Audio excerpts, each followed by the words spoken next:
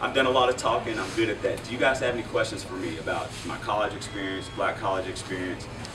I think I kind of have the best of both worlds. I went to what I feel is the best school on earth, which is Morehouse College. Also went to one of the best engineering schools in the country, Georgia Tech. They were ranked number 6 in the entire country at the time I graduated. So, do you guys have any questions? Sure.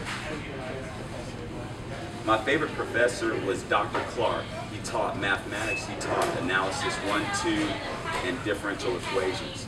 And I'll tell you why Dr. Clark was my favorite. Dr. Clark is an ordained minister and pastor, so he was concerned not only with my intellectual development, but also my spiritual development.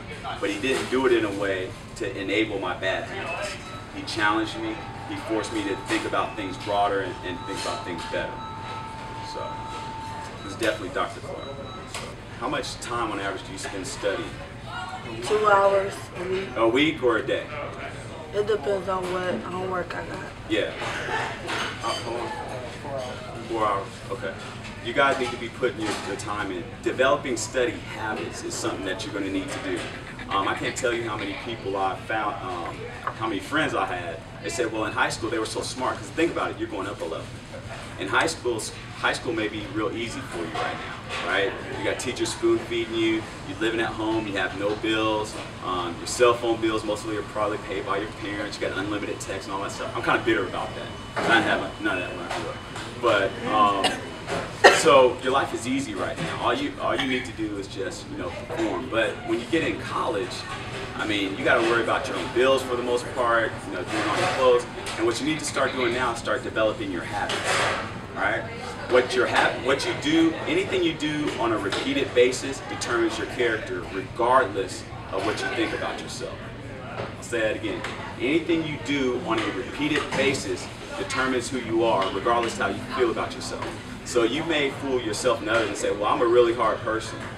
But if every time you get home, put it this way, if computer means to you Facebook, you need to check your habits, right? Or if the only thing you use your cell phone for is to text message, you need to be rethinking your habits. I mean, on your smartphone, you can stay organized. You can put your tasks, your homework. You make alerts for yourself. You can use your alarm clock. All of these things, right?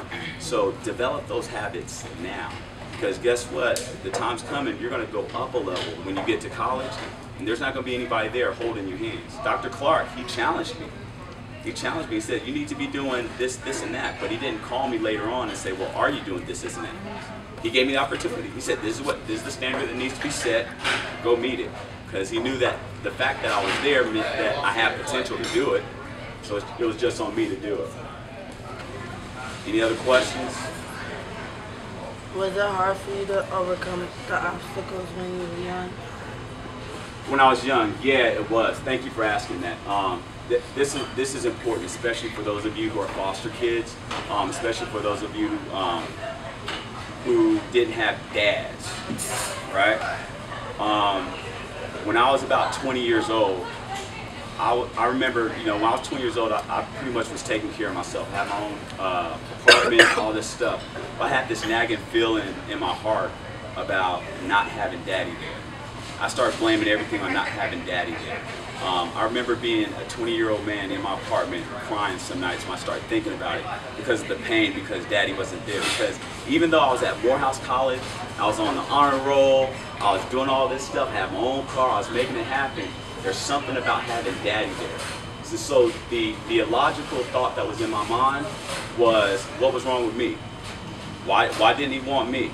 I mean, what did I do? Even though I know intellectually, right, it wasn't really about me. I'm a little kid. It was probably about some drama with my mom. But I know the pain, right? I want to challenge you guys right now. Feel the pain. Let it hurt, right?